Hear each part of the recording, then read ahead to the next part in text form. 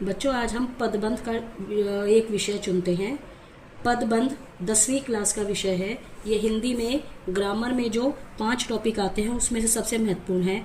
पदबंध का अर्थ है कुछ शब्दों का समूह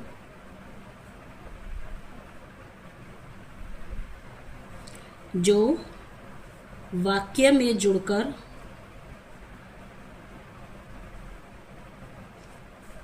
उस पर विशेष प्रभाव डालता है। जैसे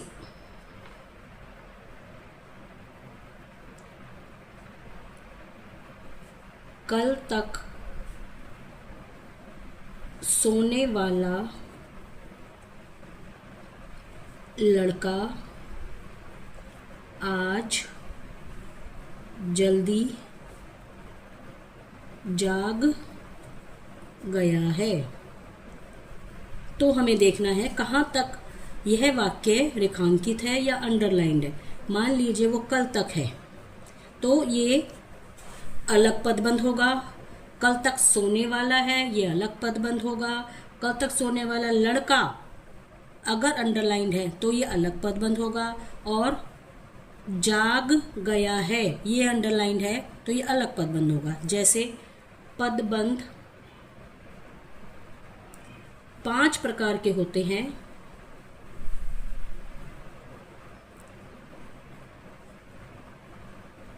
सबसे पहला संज्ञा पदबंध,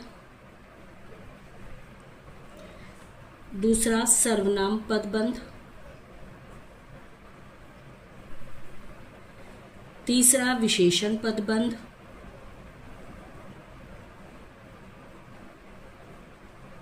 चौथा क्रिया विशेषण पदबंध,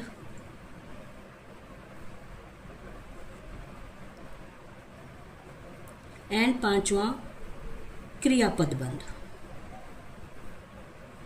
अब इस वाक्य में जो मैंने आपको बताया कल तक, अगर कल तक अंडरलाइंड है, रेखांकित है, तो वो क्रिया विशेषण पदबंध होगा,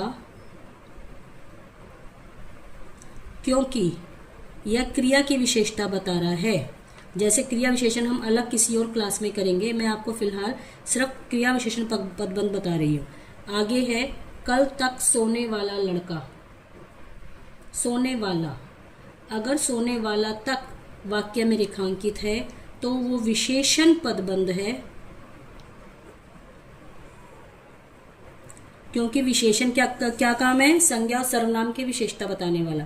तो वो इस लड़के की विशेषता बता रहा है, कल तक सोने वाला। तो जब लड़के की विशेषता बताई जा रही तो ये विशेषण पदबंध है। और यही लाइन में अगर कल तक सोने वाला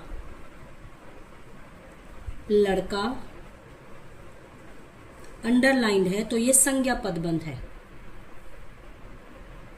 क्योंकि इसमें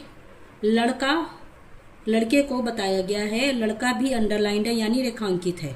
और आखिरी में जाग गया है, रेखांकित है, तो ये क्रिया पदबंध है। समझ आ गया?